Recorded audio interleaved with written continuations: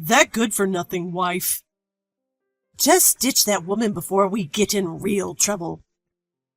As soon as they thought I was asleep, my husband and his mother completely changed their attitudes. They left home, but claiming they didn't want to lose their assets, they shamelessly returned and began causing chaos. When I confronted them with reality. My name is Daisy. I'm 30 years old. I got engaged to my husband Brad after dating him for 5 years. We were living with his parents in their house. Initially, we had agreed to buy our own house when we have our first child. It's been nearly 2 years since then, but we haven't been blessed with a child, and we're still living with his parents. Living with my husband, his mother, and his younger brother, I was often the subject of concern from those around me. My parents lived far away, a distance that required air travel, and they always expressed regret that they could not help me. However, my husband was always kind to me, and I had a good relationship with my mother-in-law. So far removed from the typical mother-in-law, daughter-in-law issues that it felt like they didn't apply to us. Because of this, I was very happy. One day, I got into an accident and broke a bone. I was hospitalized and couldn't move on my own. In the early days after the accident, my husband and mother-in-law visited me daily and worried for me. Now, they only visit once a week.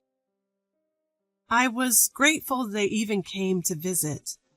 But the next day after the doctor told me I might have lasting injuries. She can't do housework or anything, but she's going to cost us more than ever.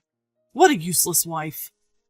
If she has lingering issues, having kids is even more out of the question, right?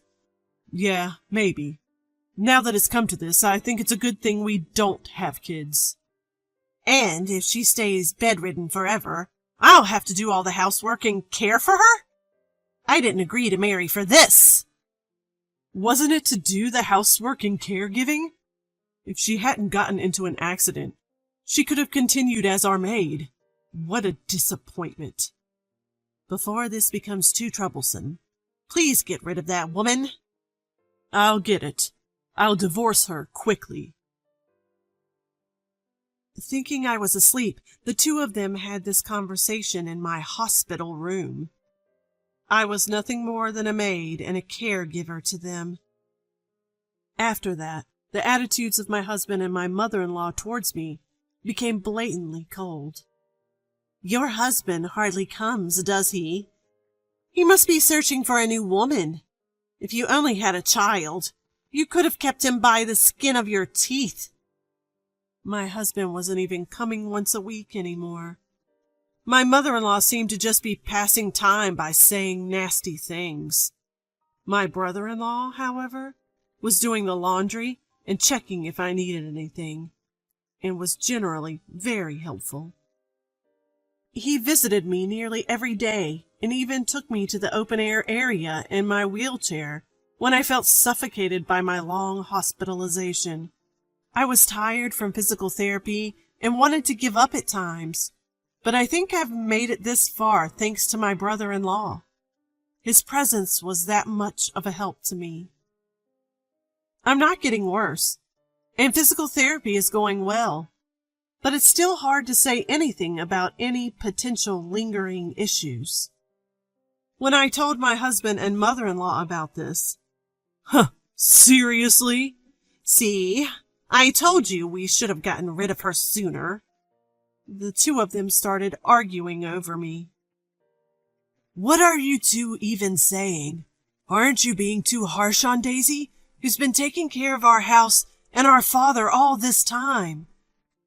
In reality, I had been taking care of my father-in-law for 5 years while dating my husband. When we started dating, we were told, "Why don't you live together, since you are both going to get married anyway?" Yeah, it's a great deal. We can save money and live together, and then get married when we're settled. When I hesitated, they said, It's okay, we have plenty of rooms and we won't invade your privacy. Plus, you don't need to pay rent. You want to marry my son, right? How could I refuse? But in return, we have a favor to ask, Daisy. While you're working from home, can you look after our father who needs care? It's only for 4 to 5 hours during the day when my mother's out for her part-time job. We also have my brother, so the two of you can work together. My brother-in-law was also working from home, so he and I teamed up to take care of my father-in-law in the house. My father-in-law and brother-in-law were very close. My father-in-law had a hobby of collecting furniture and even had a separate house just for it. My brother-in-law and I always enjoyed hearing about his hobby. My father-in-law loved his caring son, Reagan. Eventually, my father-in-law's health began to decline, and after years of care, he passed away. After that, my husband proposed to me, saying, "Thank you for always taking care of my father. Let's continue to be together. Let's get married." Despite having worked hard on housework and caregiving, the moment I became immobile, my husband and mother-in-law's attitude was as if I was worthless. Even I, normally composed, was infuriated. "If you're going to divorce me, please pay what you're supposed to." "Well, I don't want any trouble, so I'll give you the house. Let's waive other division of property." I wondered if he would really give me the house, but since my father-in-law had left an inheritance, a lot, and it was divided among my mother-in-law, Brad, and Reagan, the inheritance amounted to approximately $300,000 each, so he seemed to have enough assets. Reagan was told to handle all paperwork with the executor, and he had to visit the court several times, which was quite a hassle. "No way! We can't give away the house!" "If we divide the property, I'll lose half my savings. It's just a wastefully large house in the countryside. Even if we give it away, it's not an issue. Even at the highest estimate, it's only worth about $100,000. Plus, various fees will be deducted when we sell it. It's cheaper than losing half my savings." "Well, if you say so, Brad. But what if she demands more later? What if rumors spread in the neighborhood because we abandoned her?" The two debated what to do with me. "Then I'll take her in." Reagan, Brad's brother, interrupted. "Why would you go out of your way to do that?" "Ah, you've been interested in Daisy, haven't you? That's why you're so willing. You can have her if you want, but she's no longer of any use to us. Don't ask to take Daisy and the house back later, okay?" "Why would I? I just hope you won't come asking for money later. And remember, you can't return damaged goods." Brad and Reagan signed papers and arranged to formally change the property title through a lawyer. "I'll take out some money from my savings.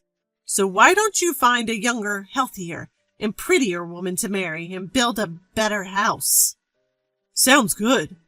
Hey, Daisy, get a lawyer to file for our divorce quickly." They said they'd stay in a hotel for a while and left the room. Reagan and I, left behind, silently saw them off. I had to find a lawyer to file for our divorce first.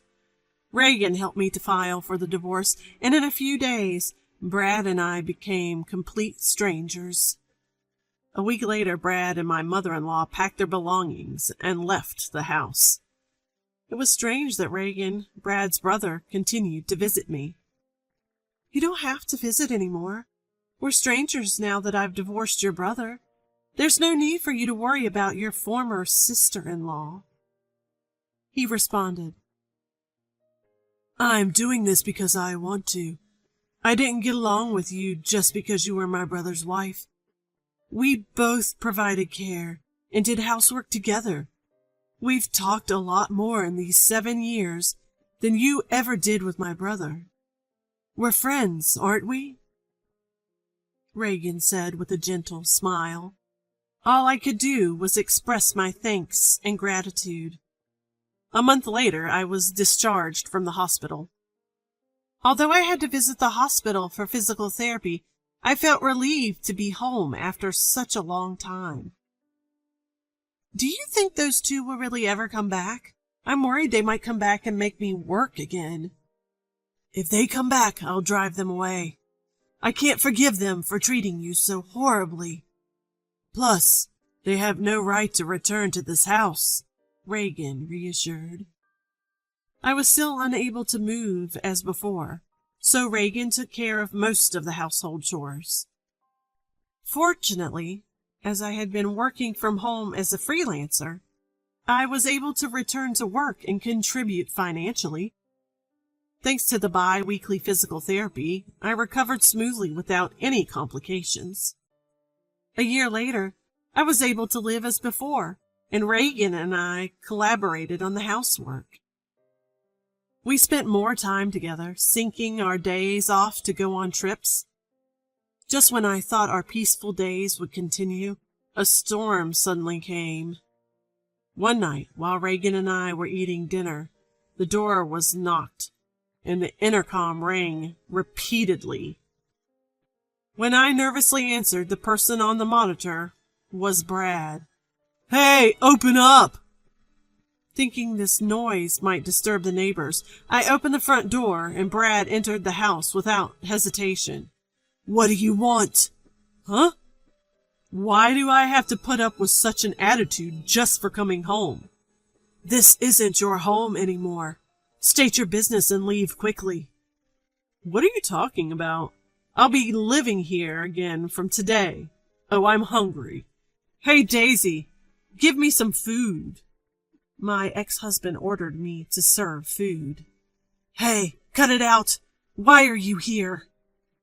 "Well, I've spent almost all my money. My mom will be here soon, too. So leave the door unlocked." Seeing that I remained silent, "Oh, you're all healed up, huh? That's great. Let's get back together. You must have had a hard time without me."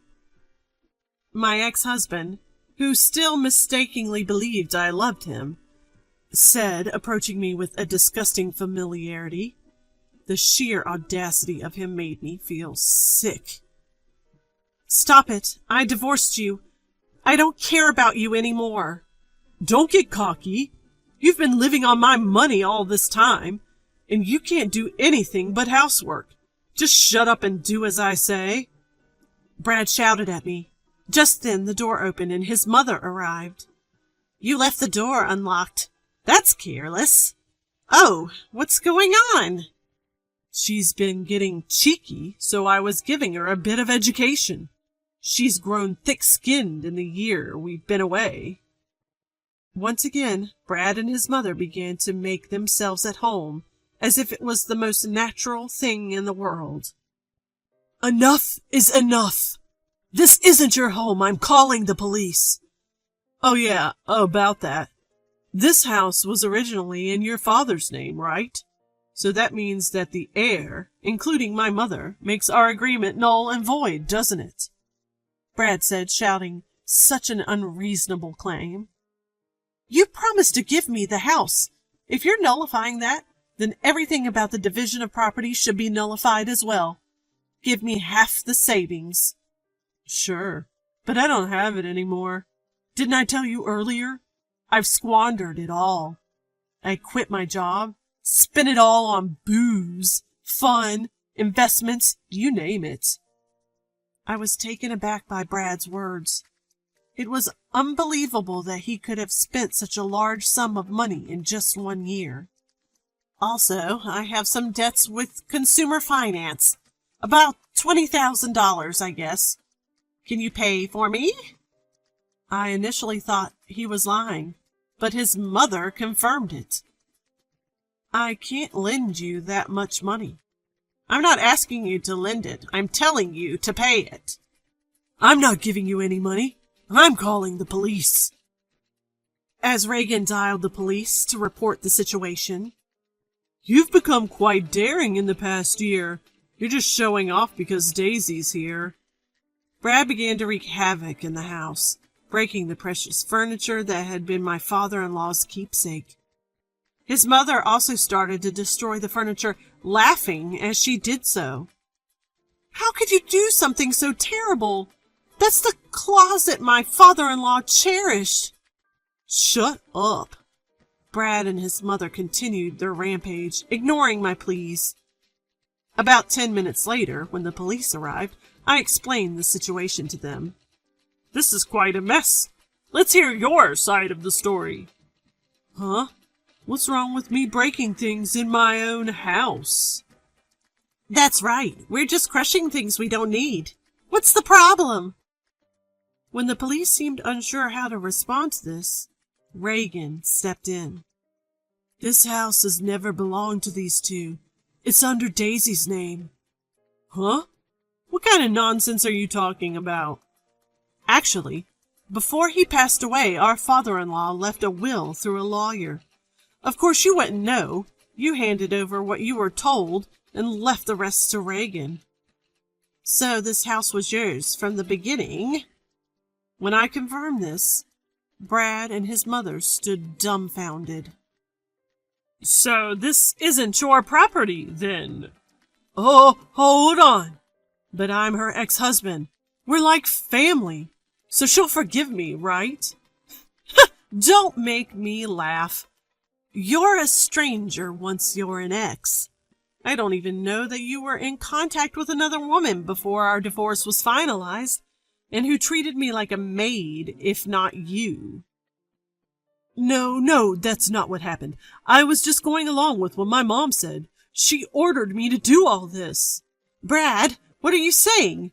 Your failed business, your failed relationships with young girls, your gambling and debts, aren't these all your doing?" According to his mother, Brad had been trying to marry a young woman after our divorce. He also quit his job to start his own business, but it failed in just a month. Even with money, Brad was rejected by the unemployed man and became reckless, going around playing and gambling, saying that he had money and could afford it.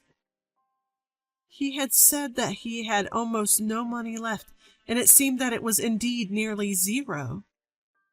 "You brought this upon yourself." "All this is Brad's fault, so at least forgive me." Despite their previous condescending attitudes towards me, they both desperately pleaded for forgiveness, trying to shift the blame and groveling. This was truly ridiculous. "No, I won't forgive either of you. And this isn't something from the past, is it? You were treating me like a servant until a moment ago, right? Not leaving when I asked you to leave is illegal. And since the furniture collected by my late father-in-law is now mine, you'll need to compensate me for that." But... "All right, we will compensate you. Just please don't get the police involved. You wouldn't want me to go to jail, would you?" "I actually don't care at all. By the way, we're married." It turned out I was married to my brother-in-law, Reagan. Or rather, he was my former brother-in-law, now my husband. You? It hasn't even been a year, and you've moved on to another man? My own brother at that? What are you talking about? You moved on before you were even divorced, didn't you? You wouldn't return Daisy to me, no matter how many times I asked. Stop clinging to the past already." Brad was left speechless. "I don't care anymore. I'll pay for whatever damages there are. How much for my idiot husband's junk?" "Well, if we calculate roughly, about $100,000. "Huh? What?" The furniture that my father-in-law had collected was all high-end pieces made by famous designers. Brad and his mother, who had no interest in these items, seemed to have believed they were just junk. You're going to compensate for what you've broken, right? We're not sure if we can get the same items, but make sure to pay properly. Brad and his mother, unable to afford such compensation, were distraught. For the time being, the police took the two of them away for trespassing and vandalism. Of course, I didn't forgive them and went ahead with the lawsuit. Afterwards, Brad and his mother, who were desperately seeking help from Reagan, were bluntly rejected, with him saying, "I'm ashamed to even be related by blood." Brad and his mother were likely receiving their just desserts together. And there's one more thing I kept secrets. My father-in-law told me to sell the house and use the money as I wish. Reagan had told me that the price of the house was $100,000, but in reality, the documents stated the value of the house around $500,000. It's a good location, so it might sell for a bit more. But for now, Reagan and I decided to take it easy in the house my father-in-law left us, with no plans to sell it. Eventually, we planned to sell the land and build a new house. I had some worries about having children, so after getting married to Reagan, I went to the gynecologist for a checkup, but there were no issues with either Reagan or me.